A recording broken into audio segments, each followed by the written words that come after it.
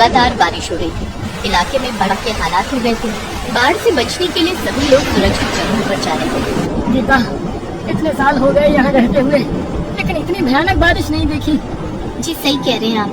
हमारा इलाका तो बहुत नीचा है, इसलिए जल्द से जल्द यहाँ से निकलना ठीक रहेगा, नहीं तो सब तबाह हो जाएगा। लेकिन उसे गांव में रहने वाला मोहन अपनी झोपड़ी में परेशान टहल रहा था। उसकी पत्नी सरला को प्रसव पीड़ा हो रही थी। सरला की दोनों बेटियां चुनमुन और गुनगुन उसके पास ही बैठी हुई थी। बहुत दर्द हो रहा है जी, कुछ करिए ना। क्या करूँ सरला, कुछ समझ नहीं आ रहा। पूरा इलाका पानी से भरा हुआ है, ऐसे में मैं तुम्हें कैसे अस्पताल ले जाऊँ, कुछ समझ नहीं आ रहा। सरला का दर्द जैसे जैसे बढ़ता जा रहा था, बाहर पानी का वेग भी उसी तरफ बढ़ रहा था और बारिश भी लगातार हो रही थी। हे भगवान, ये कैसी परीक्षा की घड़ी है।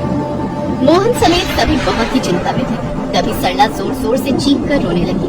सुनते हो जी, बहुत बहुत दर्द हो रहा है, अब बर्दाश्त नहीं हो रहा है। सरला के पास बैठी उसकी दोनों बेटियों को समझ नहीं आ रहा था कि वो अपनी माँ के दर्द को दूर करने के लिए क्या करे और क्या ना करे। माँ, रो मत। सभी लोग अजीब सी परिस्थिति में फंसे हुए थे। बाहर बाढ़ का पानी पूरे उफान पर था, अंदर सरला का दर्द। और फिर कुछ देर के बाद एक नवजात बच्चे के रोने की आवाज आई। सरला ने एक बेटे को जन्म दिया था। उस बच्चे की एक बहुत ही खास बात थी, उसके सिर के बीचों बीच बचपन से ही एक त्रिशूल का निशान बना हुआ था। अरे वाह, कितना प्यारा बच्चा आया है हमारे घर पर। और देख तो सरला, इसके सिर के बीचों बीच कैसा निशान बना हुआ है। सरला ने अपने बेटे को गोद में उठाया, लेकिन तभी बाढ़ का पानी घर के अंदर आने लगा। सरला, हमें जल्दी यहाँ से निकलना होगा, इससे पहले कि देर हो जाए। मोहन ने अपनी दोनों बेटियों को अपने कंधे पर बिठा लिया और सरला ने अपने नवजात बेटे को अपनी गोद में लिया और सभी बाहर निकल आए। बाहर पानी अपने पूरे वेग पर था। वे लोग किसी तरह उसमें जगह बनाते हुए आगे बढ़ रहे थे। सरला, बस मेरा हाथ पकड़े रहना, धीरे धीरे कर हम यहाँ से निकल जाएंगे। वे सभी धीरे धीरे कर आगे बढ़ रहे थे, लेकिन तभी पानी दुगने वेग से उनकी तरफ आया और इस बीच सरला का हाथ मोहन से छूट गया। सरला का भी संतुलन बिगड़ गया और उसका नवजात बेटा पानी में गिर कर बहने लगा। अरे कोई बचाओ, कोई मेरे बेटे को बचाओ।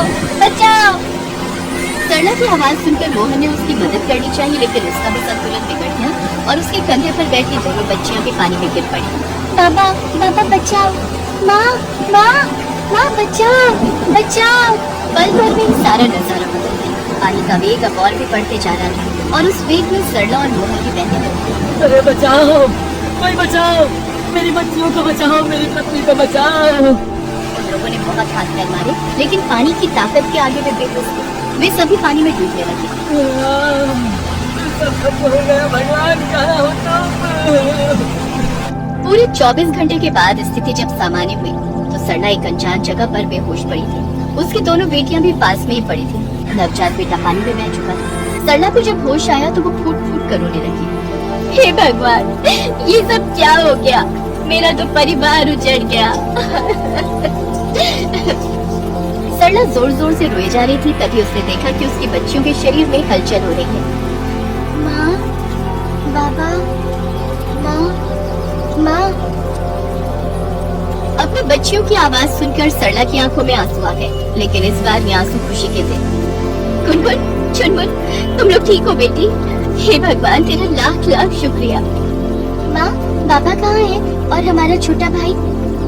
वो ये बातें कर ही रहे थे कि तभी उनकी नजर दूर पत्थर से टिककर लगी एक लाश पर गई। वो लाश किसी और की नहीं, मोहन की थी। वे सभी भागे भागे वहाँ पहुँचे। बाबा, ये सब क्या हो गया जी? क्या हो गया ये सब?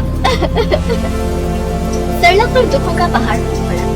उसका नवजात बच्चा पानी में बह गया था। उसके पति की मौत हो गई थी। उसका घर बारिश रूपी राक्षस ने निगल लिया था।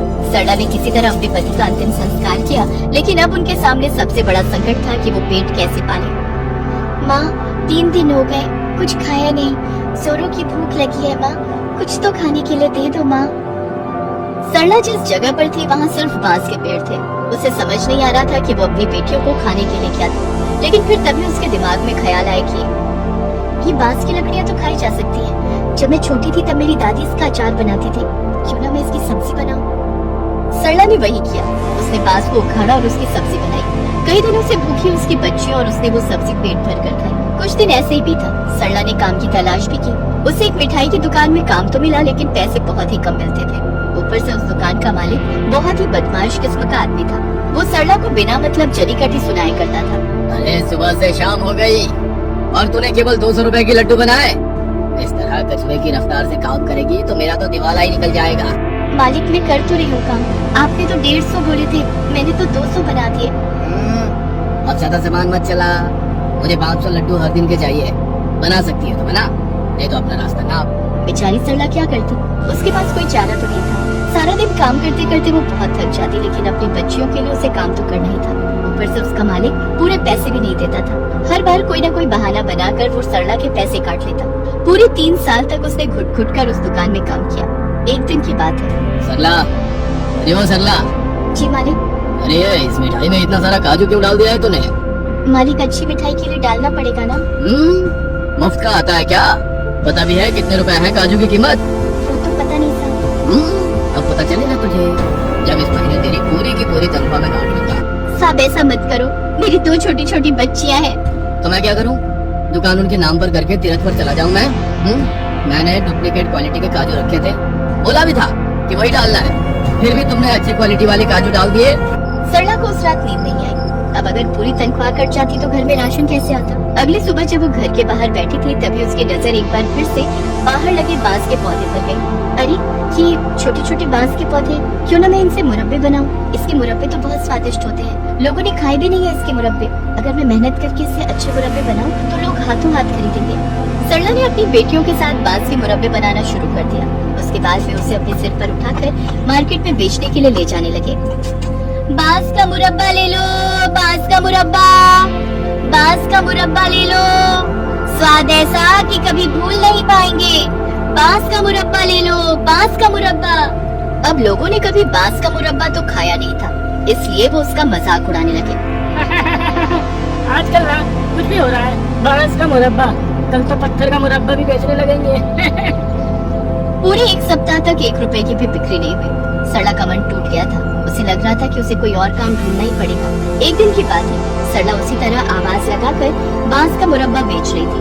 तभी एक नया शादीशुदा जोड़ा उसकी दुकान पर आया। बांस का मुरब्बा हमने तो कभी नहीं खाया, जरा टेस्ट तो कराना। सरला ने उन्हें बांस का मुरब्बा टेस्ट करने को दिया और उसे टेस्ट करते अखिल, ये तो बहुत ही स्वादिष्ट है। हाँ आरती, सच में मैंने ऐसे मुरब्बे कभी नहीं खाए। उन्होंने 1 किलो मुरब्बा न सिर्फ खरीदा बल्कि वे जहाँ भी गए उन बांस के मुरब्बों की तारीफ की। फिर क्या, सरला के बांस के मुरब्बे रातों रात फेमस हो गए। उस दिन के बाद उसकी दुकान में इतनी भीड़ लगती कि शाम तक उसके सारे मुरब्बे बिक जाते। ओहो, आज भी सारे मुरब्बे खत्म। देखो, कल मेरे लिए 1 किलो मुरब्बे जरूर निकाल कर रख लेना। सरला का जीवन अब बदल गया था। उसने एक पक्का घर भी खरीद लिया था। कुछ समय और भी था, रक्षाबंधन का त्योहार आने वाला था। सरला और उसकी दोनों बेटियां सारा दिन मुरब्बा बनाने में लगी रहती, क्योंकि रक्षाबंधन के कारण मुरब्बों की डिमांड पहले से कई गुना बढ़ गई थी। अरे हाँ भैया, आपके 10 पैकेट मैंने निकाल कर रख दिए हैं, अब जब आप आएंगे तो आपको मिल जाएंगे।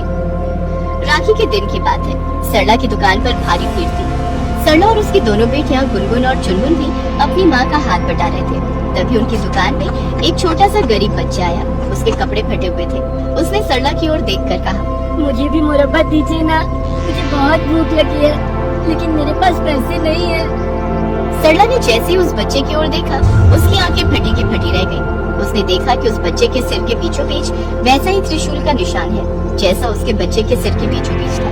अरे ये कैसे हो सकता है, एक जैसे थे, हो ना हो ये मेरा मुन्ना ही है। उस बच्चे को देखकर सरला रोने लगी। उससे बातचीत के क्रम में उसे पता लगा कि जब वो बहुत छोटा था तब वो एक औरत को पेड़ के नीचे मिला था। वो औरत भीख मांगा करती थी। कुछ दिनों पहले ही उस औरत की मौत हो गई। उसके बाद वो भी उसकी तरफ भीख मांगने लगा। अरे मुन्ना, तू मेरा बेटा है, मेरा, जो बचपन में बाढ़ के कारण पिछड़ गया था।